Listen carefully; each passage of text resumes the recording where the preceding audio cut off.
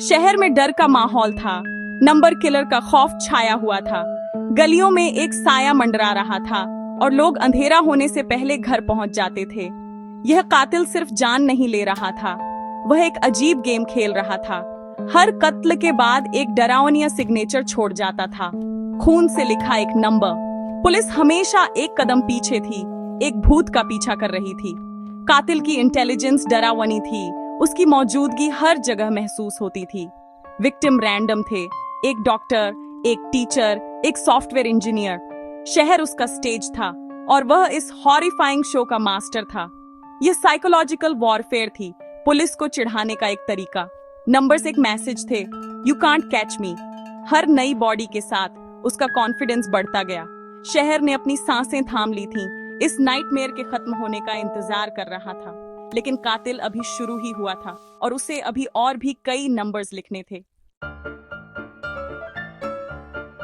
इस केओस के बीच खड़े थे एसीपी आरव सिंह, एक तजुर्बेकार ऑफिसर। वह रिलेंटलेस थे, फैक्ट्स और एविडेंस से चलते थे।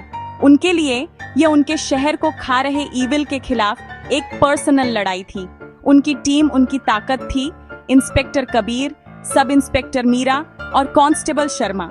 वे एक फॉर्मिडेबल यूनिट थे, एक ही मिशन से जुड़े हुए थे, नंबर किलर को रोकना। प्रेशर बहुत ज्यादा था, लेकिन आरव का डिटर्मिनेशन उनका एंकर था।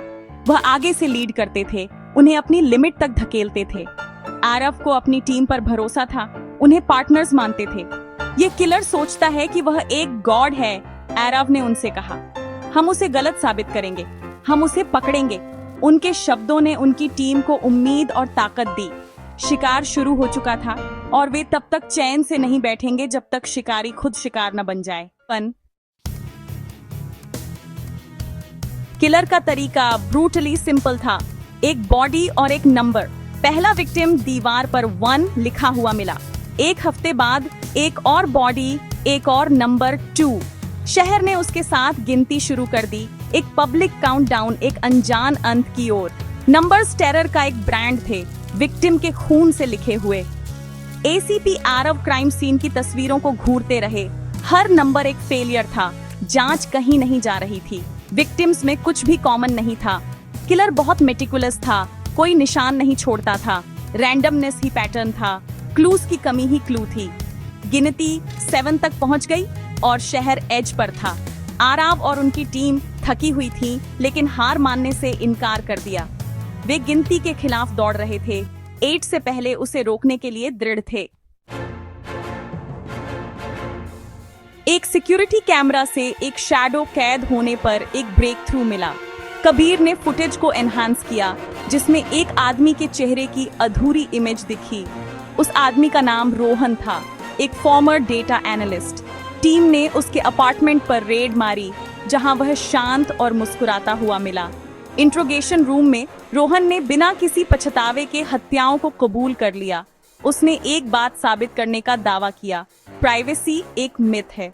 जब वे उसे ले जा रहे थे, रोहन ने आरव को धमकी दी, the next count is you. धमकी सीधी, पर्सनल थी और इसने हर किसी की रीढ़ में एक सिहरन पैदा कर दी। आरव ने धमकी को डिसमिस कर दिया, इसे माइंड गेम्स मानते हुए।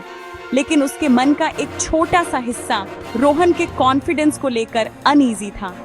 अगली सुबह आरव की दुनिया एक और मर्डर की खबर से बिखर गई। विक्टिम कांस्टेबल शर्मा था, जिसे उसके अपने घर में मार दिया गया था। दीवार पर नंबर 8 लिखा हुआ था। रोहन की धमकी याद आ गई, the next count is you. Team सदमे में थी, सवाल कर रही थी कि यह कैसे पॉसिबल है। क्या कोई कॉपीकैट था या यह शुरू से ही रोहन के गेम का हिस्सा था?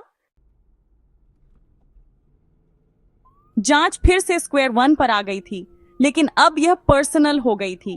आरव और कबीर ने रोहन का सामना किया, जिसने दावा किया कि वह अभी भी कंट्रोल में था। उसे पकड़े जाने से बहुत पहले ही उसने गेम शुरू कर दिया था।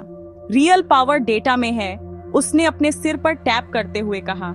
टीम को एहसास हुआ कि वे सभी जिस फिट ट्रैक ऐप का इस्तेमाल करते थे, उसमें एक बैकडोर था। यह उनकी रियल टाइम लोकेशन, रूटीन्स और बहुत कुछ ट्रैक करता था।